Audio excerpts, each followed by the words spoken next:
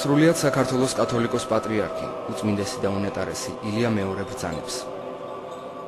ერთ-ერთი უდიდესი სიწმინდე, რომელსაც განსაკუთრებული გავლენა ჰქონდა ქართულ ხალხზე, არის ამჟამად თბილისის ხელოვნების მუზეუმში მყოფი ანჩისხატის ხელითუქმნელი ხატი მაცხოვრისა, თავისი კარედით. ძველი წყაროებიდან და გადმოცემებიდან ცნობილია, რომ იგია ის საყოველთაოდ ცნობილი ხელითუქმნელი ხატი, რომელიც იესო ქრისტემ სახეზე მიდებით გამოსახა ტილოს ნაჭერზე და გაუგზავნა ედესის მეფე ავგაროს. დღეს, როდესაც უჭირს საქართველოს, როგორც სულიერად, ისე მატერიალურად, მის წინაშე მუდმივად უნდა მიმდინარეობდეს ლოცვა.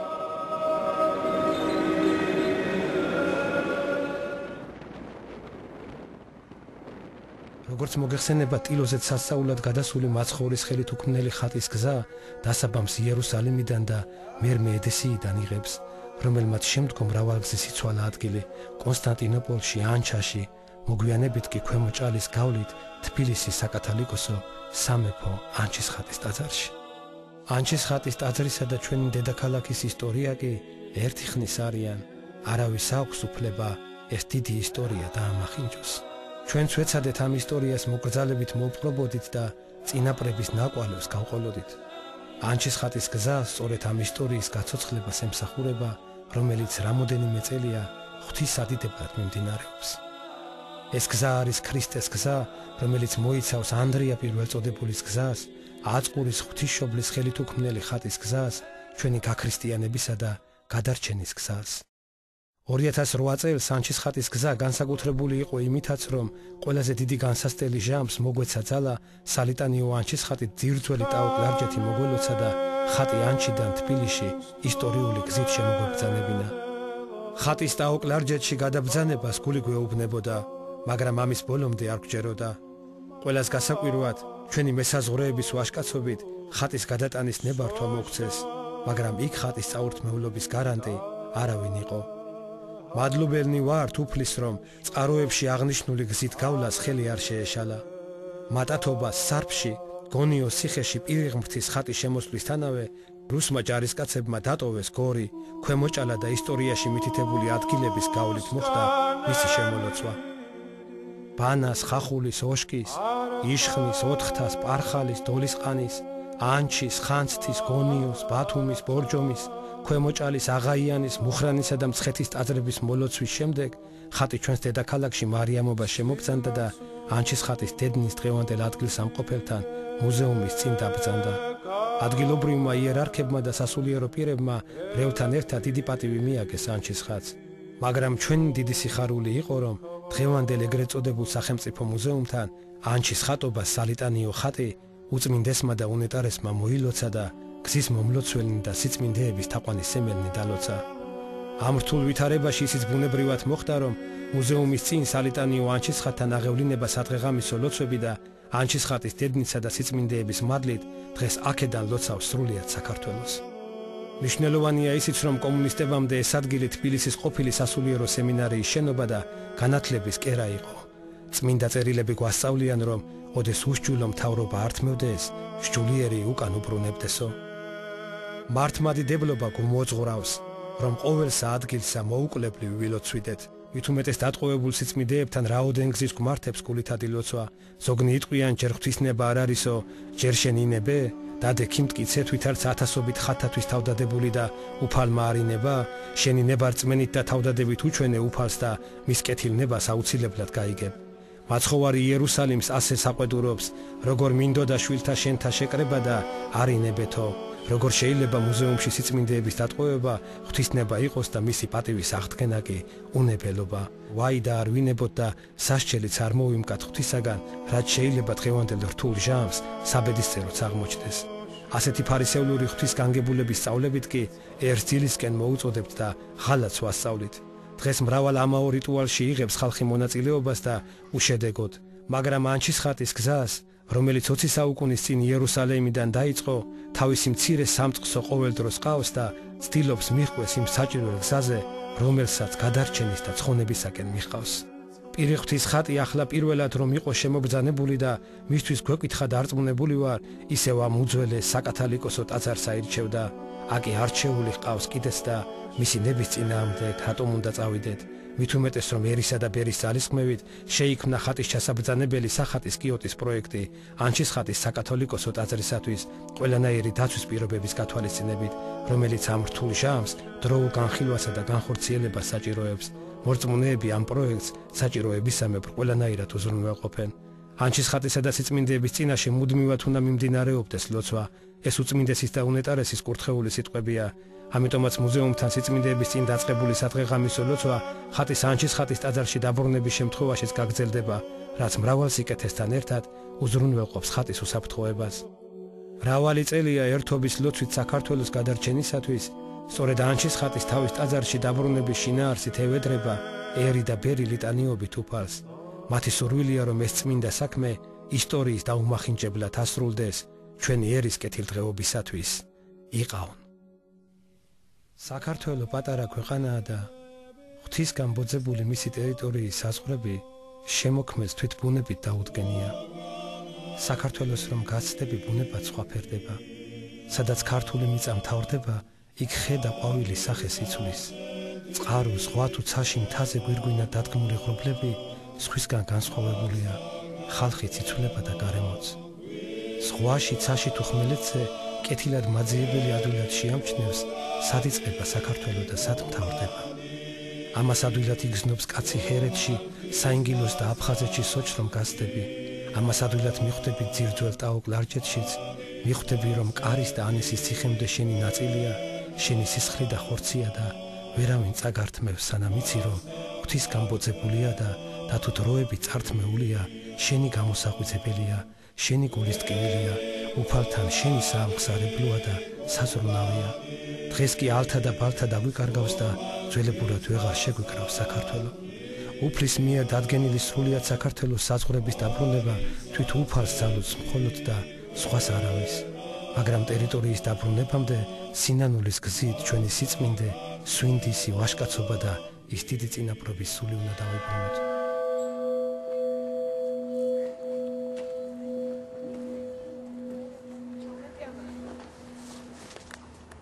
გაბრილამობდამ საქართველოს გადარჩენაზე იყო ხოლმე ლაპარაკი, მამა გაბრილამობდამ საქართველოს გადარჩებაო, მაგრამ სანამ ათონის მთიდან ივერის ღვთისმშობელი არ დაბრუნდებაო, სანამ ანჩის ხატის ხელთუქმნელ ხატს მუზეუმიდან არ გამოაბრძანებს საქართველო, სანამ აწყურის ღვთისმშობელი არ გამოჩნდება, როგორ გაბწყინდება საქართველო, ამბობდამ და მამა გაბრილამობდამ, აი ანჩის ხატი დაბრუნებული იყო თავის ტაძარში, ანჩის ხატში და უფალს რომ მუზეუმები დამებოდა, მუზეუმებს დაასწრებდა და არა ეკლესიებსო. მაგრამ ძალიან უყვარდა ხოლმე ხატებით მოლოცვა და ძალიან ფრთხილდებოდა ხოლმე და ამბობდა რომ აი საქართველოს ესე უნდა გაძლიერდესო.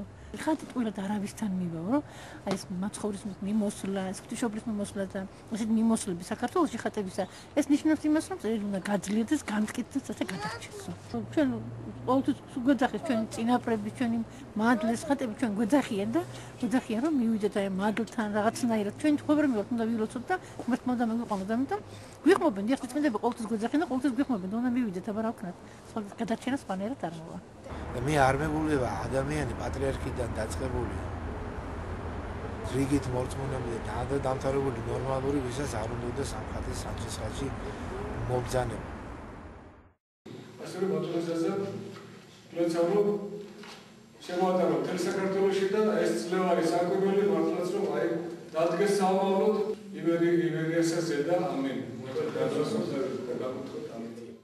ეს საზოგადო საქმე ერთი სასულიერო პირის კურთხევით არ შემოფარგლულა, იგი მრავალ იერარქთაგან არის ნაკურთხი და ღმერთმა ღირსეულად მიგვატანინოს იგი სამსხვერპლოზე ერთსა და ბერს წმინდად ამინ.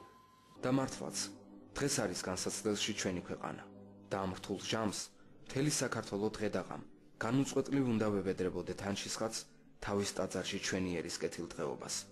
ისე, როგორც უწინ მოხდ ჩაუხრელად ულოციათ ჩვენს დიდებულ წინაპრებს, რაც ჩვენი მხრიდან სავალდებულო ეკლესიური პატივის მიღება იქნება სიწმინდეებისა და ისტორიული სინამდვილისადმი, ხოლო მუდმივი სადღეღამისო ლოცვა კი მრავალ სიკეთესთან ერთად თავისთავად უზრუნველყოფს ჩვენი მფარველი ხელით უქმნელი ხატის უსაფრთხოებას. ამ წერილს საქართველოს მართლმადიდებელი ეკლესიის მრავალი ტაძრის წინამძღვარი და სასულიერო პირი აწერს ხელს. იმედია მათი ამ საკითხისადმი გულის ტკივილი ამჯერად მაინც უგულისხმოდ არ დარჩება.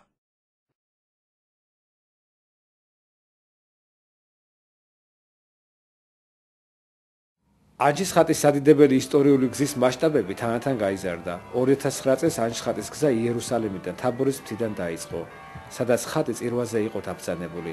წირვა აღავლინა იერუსალიმის პატრიარქმა თეოფილემ.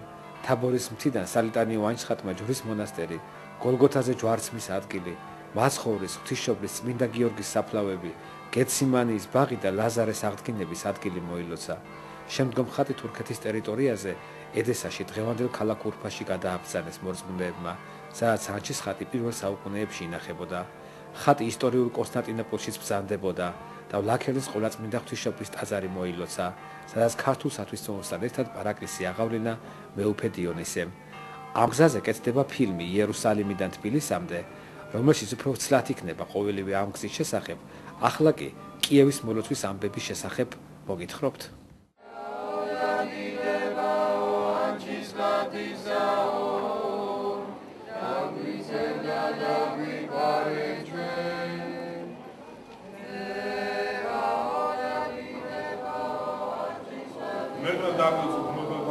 მინდა მოგილოცო ევანგელი ბედნიერი დღე. რამე თუ დღეს ჩვენ ყველანი შევიქმნით ღირსნი იმისა, რომ ჩვენთან მობრძანებულიყო ანჩის ხატი. მე მინდა ყველას მოგილოცო. ეს ყველა ქართველისთვის, ყველა აღწორებული ქართველისთვის და არა მარტო ქართველისთვის, არამედ ყველა უკრაინაში მაცხოვრებელი ადამიანისთვის არის დიდი სიხარული და დიდი ბედნიერების დღე. აი ეს ხატი ყოფილიყოს შემწე ჩვენი ერისა, ჩვენი ქვეყნისა, ჩვენი საქართველოს გამთლიანებისა.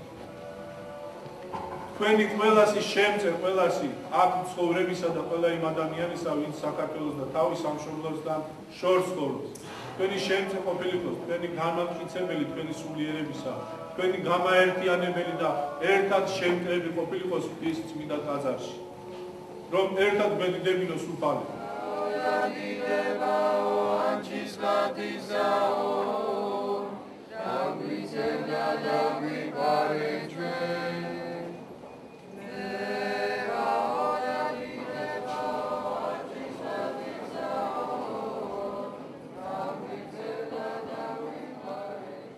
ანჩის ხატის დღეს ჩამობრძანდა, ჩვენ ვარ დიდი მოხარულები, დიდადეს ქართველი აღფრთოვანება ჩვენი ვერ დაგვიმალავს და მინდა რომ ასე იგი ამას მადლობა უთხრათ უფალს, რა თქმა უნდა პირველ რიგში, მადლობა ჩვენს უწმინდეს და მადლობა თქვენს უყოლას, რომლებმაც შეძლებთ ეს დიდი საქმე გაგეკეთებიათ.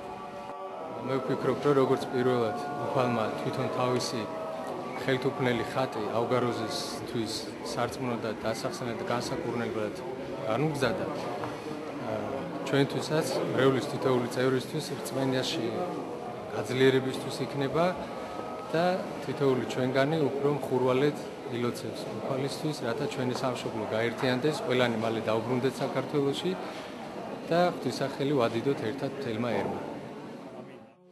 დამეცეს სამართლმადიდებლო და შევავედროთ კიდევ კიევა-პეჩორის ლავრის წმინდა მამებს ჩვენი სამშობლოს კეთილდღეობა.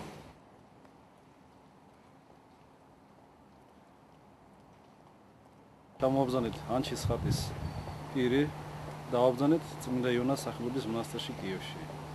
ძალიან ბევრი ხალხი იყო მოსული, ავარიგეთ ლოცვანები, ხატის ისტორია, გაისო მთელმა კიევმა ეს ხატი. შემდეგ გადავაბრძანეთ ქართულ სათვისტომოში, სადაც ქართველები ატარებენ წირვა-ლოცვას, კიევის-პეჩორის ყველა წმინდა მამათა სახელობის ტაძარში, სადაც სვეტიცხოველობას ხატი ბრძანდებოდა. და ჩვენი ქართველი მრევლი, კიევში მცხოვრები და არა მარტო ქართველები, მთელი უკრაინელი მრევლი მოდიოდა და ემთხვეოდა ამ ხატს. მინდა აღვნიშნო, რომ ძალიან დიდი პატივი მიაგეს უკრაინელებმა ჩვენს ანჩის ხატს, გაეცნეს ისტორიას ანჩის ხატისა და დიდი სურვილი აქვს დაგვეხმარონ ლოცვით ანჩის ხატის გამობრძანებაში საქართველოს მუზეუმიდან, რომ დაუბრუნდეს ქართველ ხალხს. შემდეგ მოხდა ესეთი სასწაული, არის კიევში ესეთი ტაძარი, სოფიის ტაძარი ქვია. ეს არის მე-11 საუკუნის ტაძარი და ამ ტაძარს იგივე მნიშვნელობა აქვს უკრაინელი ხალხისათვის, რაც ქართველი ერისათვის არის სვეტიცხოველი. 1934 წლიდან სოფიის ტაძარში კანონიკური წირვა ლოცვა არ ჩატარებულა და საერთოდ არავის არ უშვებენ სალოცავად კანონიკური ეკლესიის აღმადგენლებს. ჩვენზე იყო ღვთისწყალობა და რა თქმა უნდა შეგვეწია ანჩისხატი. გავესაუბრეთ სოფიის ძეგლის ადმინისტრაციას. დაგვთეს ნება ქართველები შესულიყავით ანჩისხატით. ლიტანიობით 3 წრე შემოვარტყით ქართული გალობით სოფიის ტაძარს. შემდეგ შევაბრძანეთ ხატი სოფიის ტაძარში შიგნით. მცირე პარაკლისი გადავიხადეთ. ჩვენს პატრიარქს ძვილოცეთ საქართველოს გაერთიანებაზეც და უკრაინის გაერთიანებაზეც. ბიჭები გუნდი ჩამოვყრინდა მგალობელთა გუნდი, რომელიც მონაწილეობას ღებულობს მომღერალთა ფესტივალში და მთელი ეს ჩვენი გუნდი მომღერალთა წავედით სოფიის ტაძარში და იქ ქართულად დავალგუგუნეთ გალობა. შემდეგ როცა დავბრუნდით ქართულ ტაძარში, ავაბრძანეთ ხატი ჩვენი ქართული მრევლის ტაძრიდან და წავაბრძანეთ ვედენსკის სახელობის მონასტერში და მთელი პეჩერსკის უბანი ქართველმა ბიჭებმა გალობით გადავიარეთ. ყველა ჩვენ გიყურებთ და ყველამ გაიგო ამ ხატის ისტორია.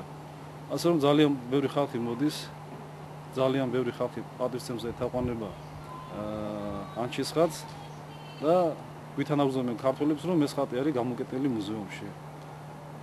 ერთადერთი რაც შეუძლია და შეგვიძლია ეს არის, რომ ლოცვებით დაგვიდგებიან გვერდში, რომ ეს ხატი გამოვაძვნოთ მუზეუმში. სოფიის ნაკრძალის გენერალური დირექტორის მოადგილე ირინე ერგულინა მოგვითხრობს. ეს დღე ძალიან საინტერესოდ შედგა. მოულოდნელად გვეწვივნენ საქართველოს მართლმადიდებლური ეკლესიიდან. მათ მოაბრძანეს ანჩისხელი თუქმნელი ხატის ასლი, რომელზეც გამოსახულია მაცხოვარი და ითხოვეს ჩვენი ნაკრძალის ადმინისტრაციიდან სოფიის ტაძარში ხატის შებრძანება და მოლოცვა.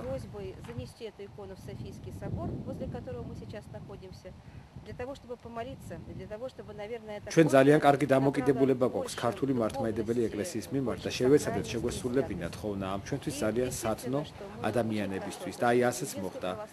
ეს წმინდა მოლოცვა ანჩისხელი თუქმნელი ხატით სოფიის ტაძრის ნაკრძალის ტერიტორიაზე. უპირველეს ყოვლისა მადლობა მინდა გადაუხადო იმ ადამიანებს, ვინც გულგრილი არჩება ამ უნიკალური ძეგლის მიმართ, ვინც საჭიროდ ჩათვალა გამოევლო ამ ხელა გზა და ანჩის მაცხოვრის ხელი თუქმნელი ხატი ჩამოეცნებინა აქ ამ წმინდა ადგილას. აქ მოღვაწეობდნენ მრავალი საუკუნეების განმავლობაში. ასეთი შემთხვევები ჩვენთან ძალიან იშვიათად ხდება. ჩვენ უბრალოდ კეთილად განვწყვეტ ამ ადამიანებისა და მათი თხოვნის მიმართ. იმიტომ რომ ღვთისმსახურება და ლოცვანი აქ პრაქტიკულად არ აღევლინება. გამონაკლისია ალბათ ის რიტუალი, რომლებიც დიდ სახელმწიფოებრივ დღესასწაულებზე აღესრულება, როგორიცაა პრეზიდენტის ინაუგურაცია და უკრაინის დამოუკიდებლობის დღის აღნიშვნა.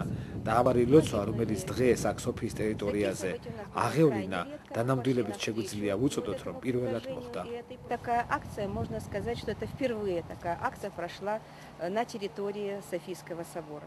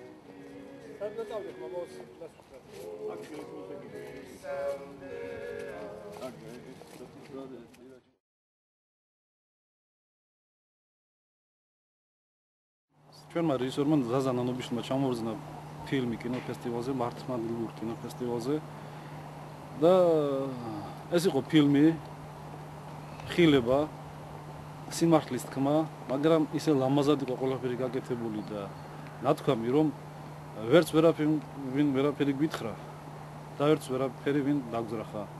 შურის შეკვირდნენ რომ ამ თულს გაუშვებენ უკრაინის ტელევიზიებში, რომ ხალხმა ნახოს. იმიტომ რომ მართლა კარგად იყო გაკეთებული და გადაღებული. უფრო ფართოდ გაიცნებ ჩვენი ქვეყნის ისტორიას და ანჩისხატის ისტორიას.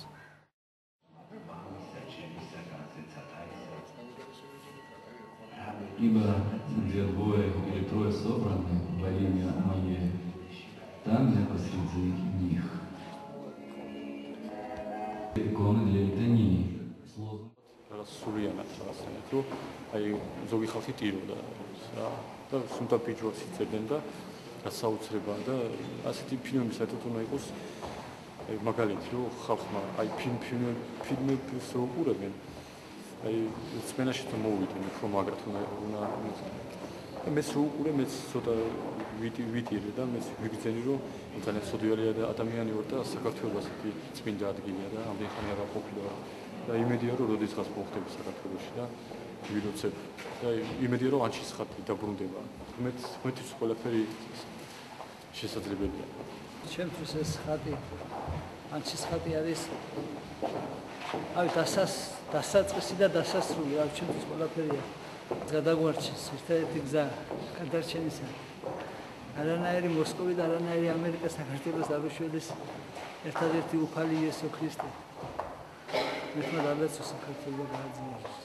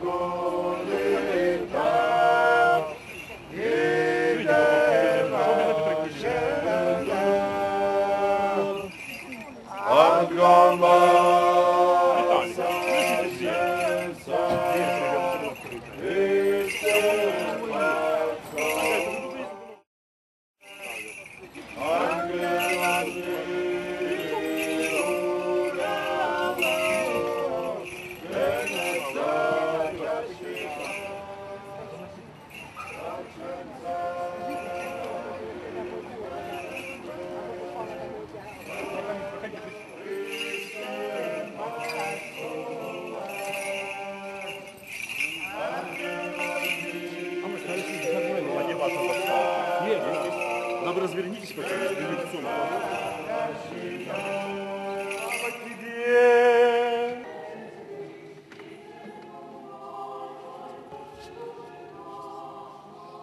Бог Господи, явися нам, благословен гряды во имя Господне, исповедайтесь.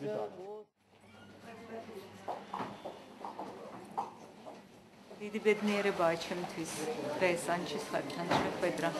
მისი ჩამოგზანება უკრაინაში ყველა ქართველისთვის და ყველა ქრისტიანისთვის არის დიდი სიხარული და დიდი მადლი. მე უბრალოდ მინდა ვთქვა, რომ სტამბოლში წელს პირველად შევხვდი და ამან ჩემზე მოახდინა ძალიან დიდი შთაბეჭდილება, ამან მომცა სიკეთე და კიდევ დიდი მადლის შეგრძნება. მე მინდა მეულოცო ყველა ქართველს დღევანდელი დღესასწაულის, სვეტისხოვლის და უსურვო, რომ გვიყვარდეს ჩვენი სამშობლო, გვიყვარდეს ანჩისხატი და ჩვენში რწმენა ყოფილიყოს უფრო მაგარი ვიდრე არის. იმისთვის, რომ საქართველო იყოს ძლიერი და ერთიანი.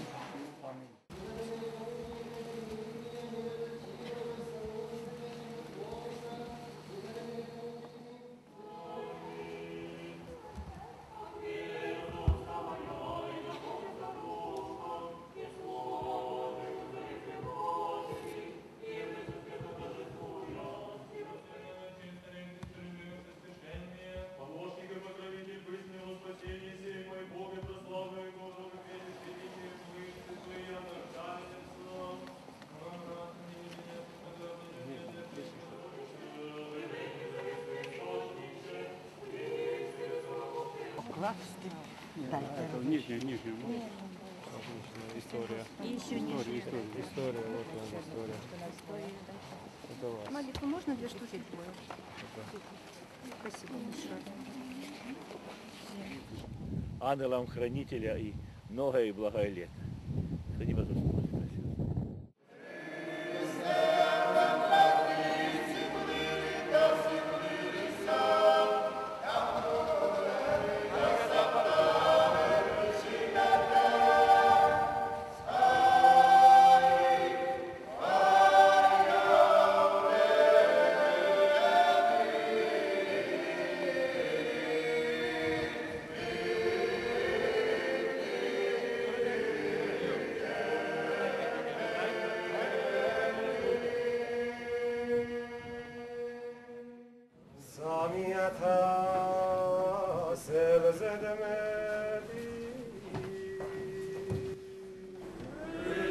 სამების სამრეკლოს დგავართ სამშობლო მთიდან ხედავთო სამისა მთელი გვინთია გვიგულები ხარ დედადო სამნი ვართ სამსაგალობლით შენ სადიდებელს პედავთო სამების ზალაკ ფარვიდეს დაშენებულო კლდესაო სალოცავებით მოფენილს როგორ გაგიჭერდესაო გიყურებთ გული გვიტირის ჩუმა და უმალავთ ცრებსაო ვიღვიძებთ არა გუგონია მლოცველი მოგაკლდესაო ყველა ტაძარი გახსენებს ყველა წმინდა დღესაო გვაკურთხე კომანის ზალაო საინგილოდან ქურმუხო გონიო სიხე ვიკორთავ ვაშკაცმა როგორ გიმუხთლოს გლოცავს გიორგის ტაძრები ცხეთას დაგუყურებს ჯვარიო კიდევაც შეიკრიბება დიდგორს დავითის ჯარიო გელათი გმირებს მოითხოვს სამთავრო მთავრობასაო მაღლიდან წმინდა მეფენი არ მოგვაკლებენ მათსაო ჩვენი თუ ვერ შეგვიცვნია ცრუდრად მიუყვებით სხვასაო უფლის ვიწრო გზით ისმიდის ვინც გაყვაწვერს საყვარსაო ანჩის ხატი კვლავ გიგალობს ერი მოსახის პანსაო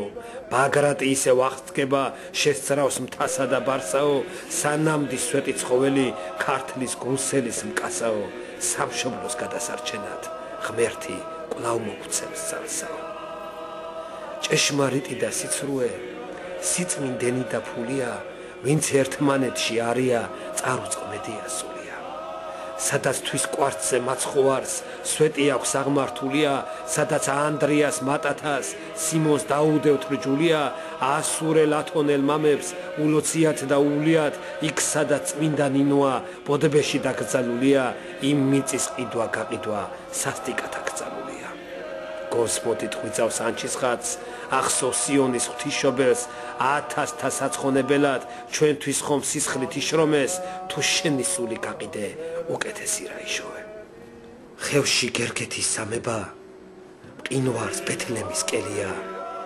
სიწმინდეები გვიხმობენ აღდგეთ ერი და ბერია ერთი პირითა ვილოცოთ ერთობით ვცლიოდ მტერსაო ერთად შეკრების დაგხედავს გაუხარდება ღმერთსაო მას სალუს ცეცხლის ცვრად შეცვლა ის ამოგვიყვანს მზესაო კვლავ ცისარტყელით გვანიშნებს გვახსენებს შვიდსაფერსაო ღვთისმშობლის შვიდი სამთავრო დაუდევთ საფასესაო ივერისა სიწმინდე გონიათ იყიდესაო ბოროტირისთვის ირჩება ტყვილა რად იქნევს ხელსაო სამშობლოს ვერვის დაუთმობთ სანამ კერძ გულიც გერცაო სანამ სამებას სამი ხმა ერთ ხმად უგალობდესაო სანამ დედა ღვთისმშობელი არ გვაკლებს საფარველსაო სანამ უფლის ხავს ხაღადებთ ქრისტე ღმერთო შენ გესაო